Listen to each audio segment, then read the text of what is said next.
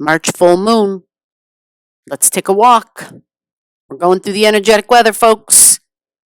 Let's talk about the cycles and see what season we're going to be in. So March 28th full moon is at 1:48 p.m. That's Central Standard Time. So adjust for where you live. The whole point of giving out times is because that is when we have the highest point in that energy. And full moons represent a culmination of energy in emotions.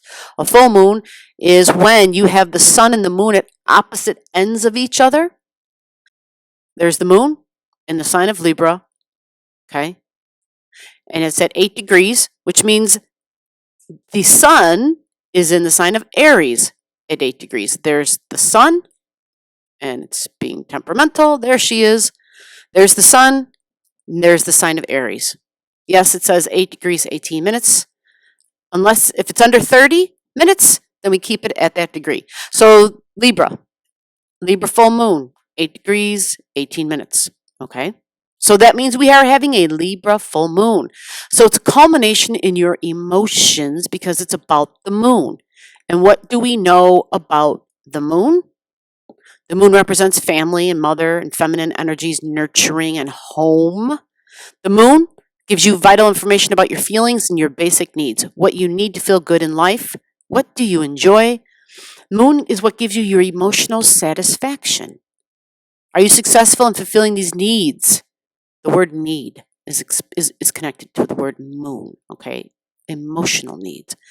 Needs and experiencing enjoyment as an adult. Did you get these things met when you were young? Did you enjoy your childhood? These are a few of the questions answered in your chart by your moon. Information about your mother and a major career giver can also be gleaned from this luminary, as your relationship with your mother is closely linked with the satisfaction of your basic needs. So remember, anytime we talk about moon energy, it's any individual in your life that felt nurturing, that was this divine, feminine, nurturing, supportive energy. So a lot of folks only had a dad in their life. Some people didn't have either. And they had maybe someone that wasn't even related to them or a complete stranger that took on a mothering energy for them. And that is okay. So you have to think that through sometimes.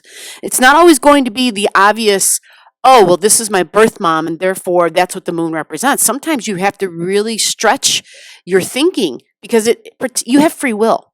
You have free will. And in that free will, you can choose and make anybody part of your family, not just your blood relatives. So when we look at the Libra full moon, Libra is all about balance and important relationships. You love and appreciate beauty. Yes, Libra is all about adding beauty to wherever she goes. And because it's in, because Venus rules Libra, right? Venus, love, beauty, Venus. You would prefer to share this appreciation with your loved ones. Not for you sitting alone on a hillside watching the hues of the sunset, but you want your loved ones close by your side. The enjoyment of others' company plays a major role in your life, and you may have some difficulty spending time on your own. You have a need for harmony and peace and to be around peaceful surroundings. You will seek peace when you're under stress, and your mother may be social and harmonious.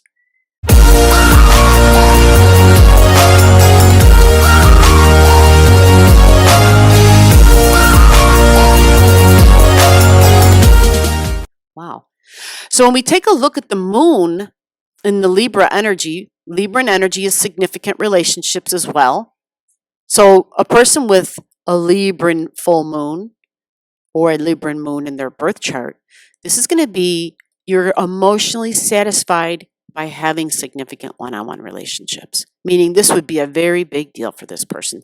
To be emotionally satisfied within their life, they would need to have, the only way it's going to be satisfied is having peaceful, beautiful, harmonious relationships, but significant relationships, not just, the fun, neighbory, Gemini type of energy, which is just your neighbors and siblings, okay? See the progression? This is an air sign, and then the next air sign is Libra. Well, after you grow up and you get, you're out of the house, you're not with your siblings anymore, you graduate and you find a partner, right? Or business partnership.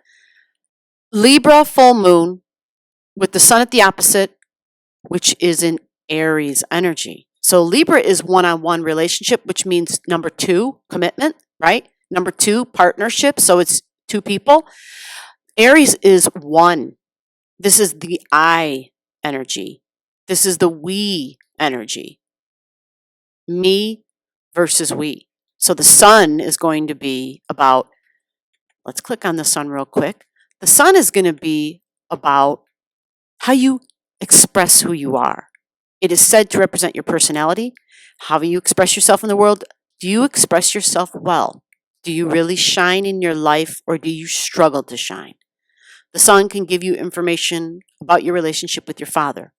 The sun in Aries, your sun in Aries represents that you are you're assertive and a freedom-loving individual. Because Aries, right? Aries has Mars as its ruler. So it wants to do physical stuff when it wants to do it, where it wants to do it, how it wants to do it, right? It's the idea of, I'm going to go do this. I don't need anybody with me to go do this. I will do this whether there's people with me or not, whether I have anybody following or not. Ideally, Aries would like to be the leader. So to be a leader, you got to have somebody following you. However, if there's nobody following, it will go ahead anyway. So they're considered like the trailblazer, the Marine, the first one out, the pioneers. All right. So is there strong need for independence within the sign of Aries? Others may call you headstrong, but you simply believe that everyone has a right to assert themselves in any situation.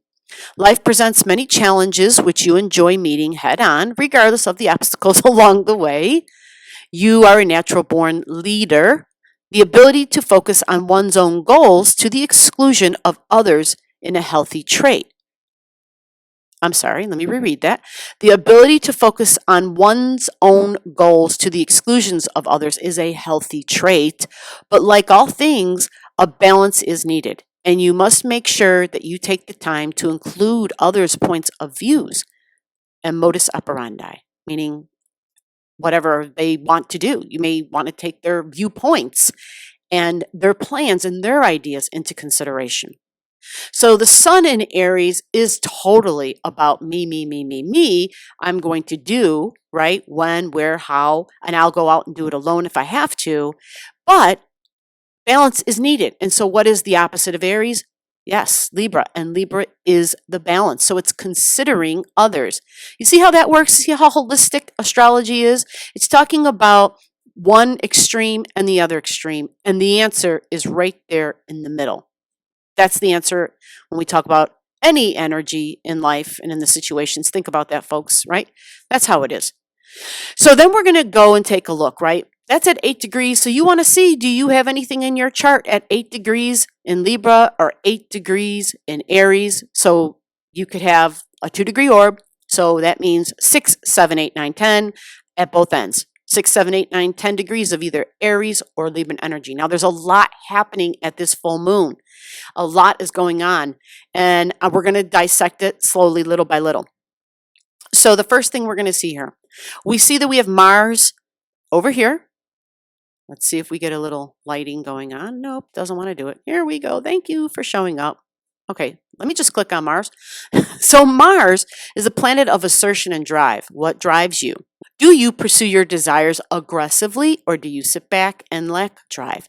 It tells what motivates you and what desires drive you most powerfully. So we have Mars in Gemini, right? Mars in Gemini, you like to initiate ideas and spread information, and you enjoy a good argument. Doesn't mean you have to be like combative, but you're willing to banter. You're willing to hear somebody else's side. You're willing to have discussions. You are willing to say, this is my position on this. And you're open to hearing somebody else's position, right? In fact, you've been known to take an opposing point of view simply to provoke a stimulating argument. Other people find it difficult to get a straight answer from you, as you can often be in two minds about the same subject simultaneously at the same time. And it's quite tricky at times in avoiding making a decision.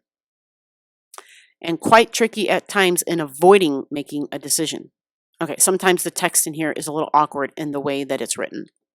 So Mars in Gemini, Gemini is talking, thinking, speaking, and communication. So Mars activates that. right? Mars is about action and taking action.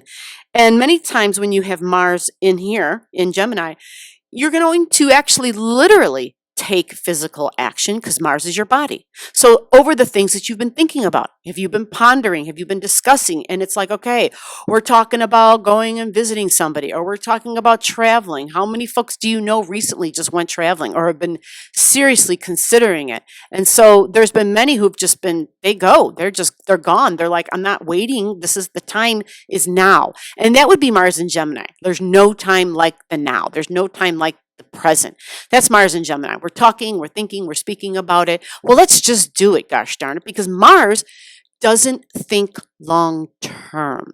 A young Mars is very moment to moment and doesn't think ahead, doesn't look ahead. Mars is known for leaping before looking. Mars is known for talking, for speaking before thinking. Mars energy typically is energetic bursts of energy. It's not long lasting. It's very sporadic. Remember, it rules the sign of Aries. Okay, so it's really good for starting and initiating, but lacks the follow through because it has bursts of energy. So the amount of energy it had initially, it doesn't have it to follow through on the rest of the project or the plan or whatever it is it got itself involved in, because it's an energetic burst. It doesn't have the sustaining energy. Sustaining energy, the endurance, is in the sign of Taurus. So anytime you're using your Aryan energy, make sure you're involving someone who has a lot of Taurian energy, or understand how you can somehow cultivate Taurian energy, because then that's how you get your project done. That's what Taurus is known for. They're wonderful for working diligently, moment by moment, little by little, piecemeal, but seeing the project through. Not real fast. They don't have the speed of Aries, okay? They're more meticulous because they want quality. They're not about, oh my God, I got to get this done right now and just rushing through it. They want to have an end result product that is of value. That is Taurus, value.